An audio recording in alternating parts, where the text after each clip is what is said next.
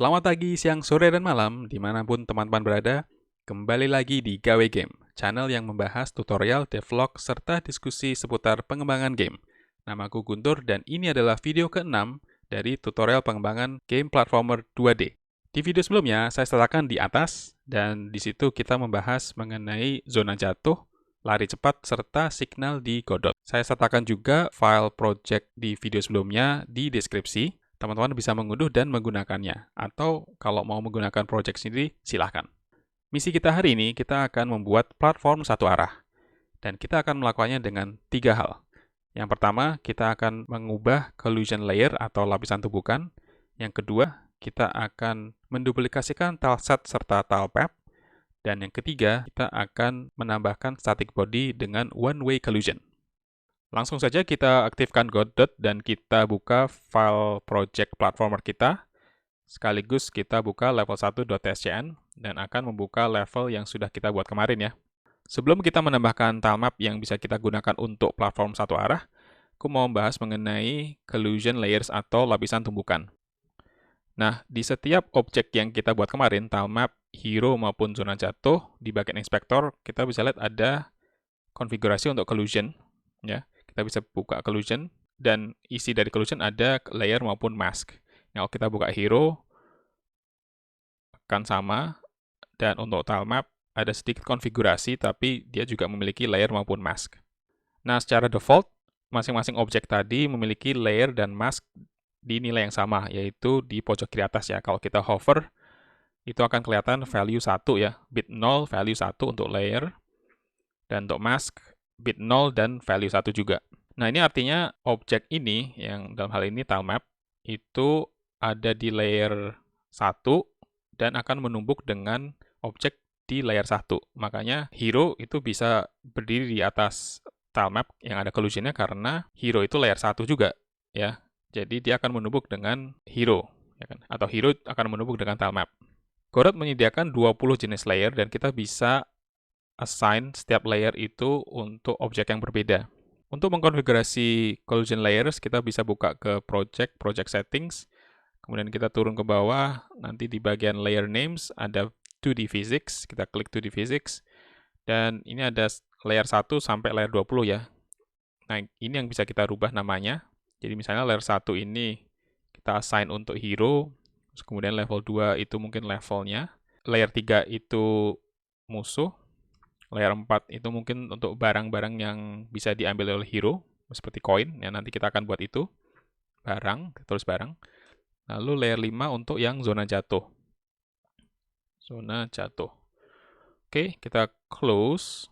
Dan kalau kita hover ini belum di-apply ya, jadi kita perlu klik ke level 1, kemudian kita klik lagi ke tilemap, dan kelihatan di sini konfigurasinya sudah jalan ya. Nah, selanjutnya kita akan ubah layer yang sesuai ya. Kalau tilemap karena dia itu level, maka kita ganti dari dari hero ke level ya. Jadi nanti layernya di value 2. Terus untuk mask itu maksudnya objek yang dia bisa berinteraksi ya. Objek yang akan menumbuk ke dia itu diatur masknya. Jadi kalau level ya, dia akan menumbuk dengan hero, dia akan menumbuk dengan musuh, dan akan menumbuk dengan barang, enggak kayaknya. Ya dah, jadi cuma 2 aja, hero dan musuh. Terus untuk hero, kita set, oke, layernya tetap hero, lalu dia akan menumbuk dengan level, dia juga akan menumbuk dengan musuh, dan dengan barang. Oh, sama juga dengan zona jatuh. Terus terakhir itu zona jatuh, ini layernya dia di 5 ya, jadi kita set dia sebagai zona jatuh, dan dia bisa bertumbukan dengan hero. Oh, sekaligus sama musuh. Ya. Jadi musuh dan hero. Jadi sebagai ringkasan, layer adalah nilai untuk objek itu sendiri, dan mask itu untuk objek yang dia bisa tumbuk. Ya. Kalau kita misalnya ya untuk tilemap, ini kita tidak assign hero sebagai masknya, jadi kita matikan. Kemudian hero juga kita matikan level, maka nanti hero akan tembus ya. Kita coba aja dengan play scene atau F6. Nah, di sini hero tembus dari level ya. Itu karena hero tadi tidak dikonfigurasi sebagai objek yang bisa bertumbukan dengan level. Dan juga sebaliknya, hero assign level bukan sebagai objek yang dia bisa tumbuk. Nah, ini kita kembalikan. Jadi di mask kita nyalakan lagi level, lalu di tile map kita nyalakan lagi yang hero. Nah, ini kalau kita coba, akan kembali normal. Untuk selanjutnya, kita akan membuat tile map baru untuk platform satu arah. Caranya adalah kita akan mengubah tile map yang ada dan menghilangkan collision-nya. Nah, pertama kalau kita lihat ke tile set di tile map yang ada ini, dan kita klik texture, kemudian kita klik tile di sini, kita bisa lihat bahwa setiap tile itu memiliki collision. Nah, kalau kita hapus collision yang ada di sini, maka ini akan mempengaruhi tile map yang ada, dan kita nggak mau itu. Jadi kita perlu menyimpan tile set yang ada ini, dan kemudian menduplikasikannya sehingga kita bisa taruh di tile map yang baru. Nah, caranya adalah kita bisa klik Save di bagian inspektor, atau kalau kita klik ke tile map, ini akan ada panah kecil di sebelah tile set, kita bisa klik, kemudian kita klik Save, nanti akan membuka Save Resource as window, dan kemudian di sini kita tulis tile set padat, kemudian kita klik Save. Kemudian di bagian file system akan ada tileset padat.trace. Ini adalah file resource yang kemudian bisa kita taruh di dalam inspektor. Lalu kita bisa cek ke tile map di bagian inspektor. Kalau kita klik tileset, ini akan kelihatan di sini bahwa tilesetnya sudah menggunakan tileset padat.trace. Nah, kita bisa duplicate tileset padat ini dengan cara kita klik kanan, kita klik duplicate, gunakan nama yang baru yaitu tileset tembus. Kita klik duplicate, dan kita sekarang punya dua tileset. Tetapi kalau kita ingin mengubah tileset tembus, maka kita perlu membuat tile map baru. Kita akan klik level 1, dan kemudian klik plus. Kita tulis tile map, double klik, kemudian ini kita geret sebelum hero. Sekalian saja yang tile map pertama kita ganti nama jadi tile map padat, kemudian tile map 2 kita ganti jadi tile map tembus. Oke, kemudian di sini tile map tembus kita bisa geret ke tileset yang masih kosong. Nah, kalau kita klik tileset, akan kelihatan tileset tembus di inspektor. Kalau kita cek lagi ke tile map padat, kalau kita klik tileset, ini sudah sesuai ya tileset padat. Nah, kita kembali lagi ke tile map tembus, kita klik tileset, dan klik texture. Ini saya besarkan, kalau kita klik masing-masing tile, ini masih ada collision-nya. Nah, ini kita perlu hapus satu persatu, jadi kita bisa klik satu tile, kemudian kita klik icon delete, dan kita bisa lakukan ini untuk semua tile. Saya akan percepat videonya supaya teman-teman bisa langsung lihat hasilnya.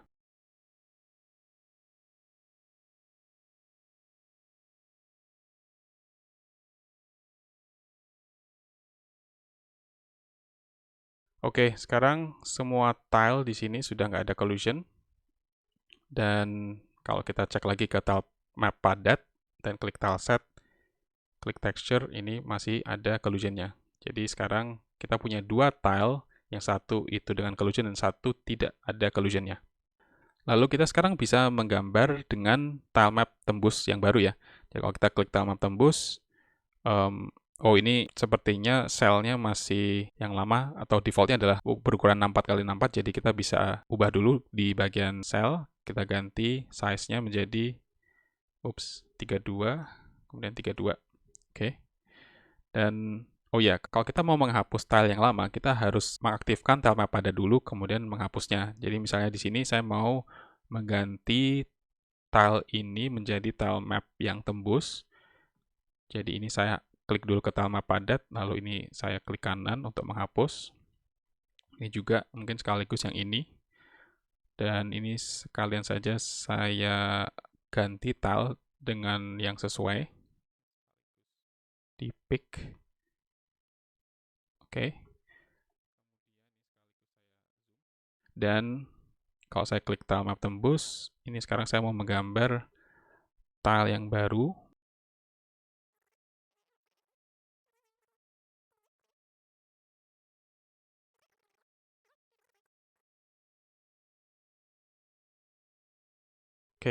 Jadi sekarang kita punya dua tile, ini nanti tembus.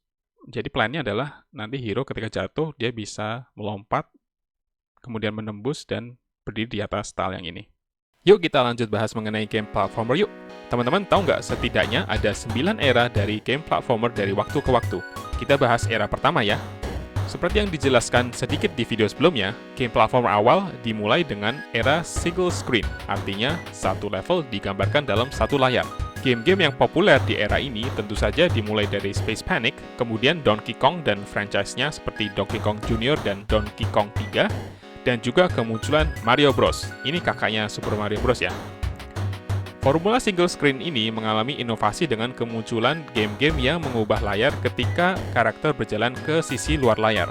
Ini memberikan efek seakan karakter berada di level atau dunia yang luas. Game-game yang menggunakan metode ini dimulai dari Pitfall untuk Atari 2600 yang dirilis di tahun 1982. Sementara di tahun 1989, muncul game yang cukup menghebohkan pada zamannya yaitu Prince of Persia, karena selain menggunakan swapping screen, juga teknik rotoscoping pada animasinya. Kita akan bahas era selanjutnya di video berikutnya. Untuk itu, kita sekarang akan menambahkan satu objek baru yaitu static body.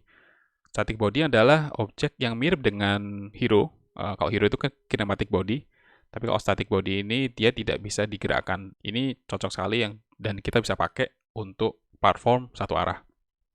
Jadi dengan tilemap tembus yang masih aktif, kita bisa klik plus, lalu kita tulis static body, kita pilih yang static body 2D. Oke, nah kalau kita klik warningnya, ini akan muncul text, this node has no shape, so it can't collide or interact with other objects. Consider adding a collision shape 2D or collision polygon 2D as a child to define its shape. Jadi ini ada kata kunci yaitu child, artinya kita harus membuat satu objek baru, collision shape 2D or collision polygon 2D. Jadi kita klik OK, kemudian kita klik plus di sini, kita tulis collision, kita pakai collision shape 2D aja, kita double klik collision shape 2D. Kemudian ini ada lagi warningnya, yang warning di static body 2D sudah hilang. Dan kemudian muncul warning di collision shape 2D, kita klik aja. A shape must be provided for collision shape 2D to function. Please create a shape resource for it. Nah, ini kata kunci adalah resource. Dan resource ini ada di inspektor, shape-nya masih kosong, jadi kita klik empty dan pilih new rectangle shape 2D. Oke, sekarang warningnya sudah hilang. Dan seperti biasa, kalau kita membuat objek baru, dia ada di 0,0, jadi ada di sini. Nah, ini kita bisa pindahkan saja. Ini saya zoom lagi, lebih dekat. Ini kita taruh di tengah ya kira-kira. Kemudian kita geret. Kalau misalnya kurang pas, ini kita bisa configure snap, lalu ganti ke 1 pixel masing-masing. Dan ini kita geser lagi. Oke.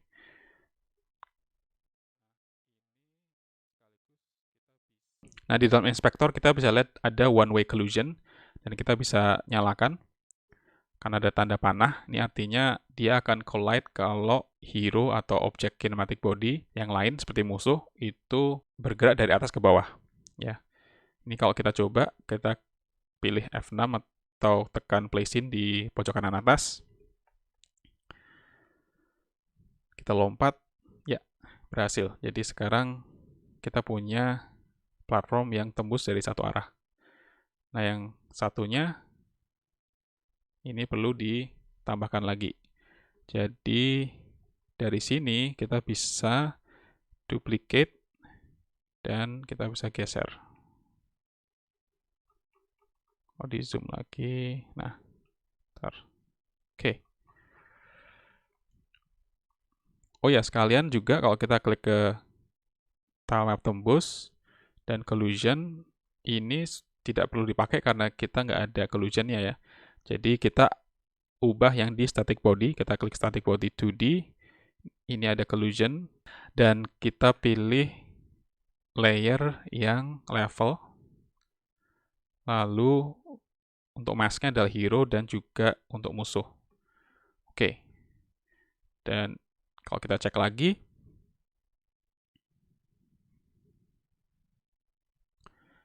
Platformnya, ups. Nah, sudah benar. Gimana teman-teman? Mudah kan? Jadi hari ini kita sudah menyelesaikan 3 hal. Yang pertama adalah kita mengubah collision layers atau lapisan tumbukan. Kemudian kita menduplikasikan tileset serta tilemap.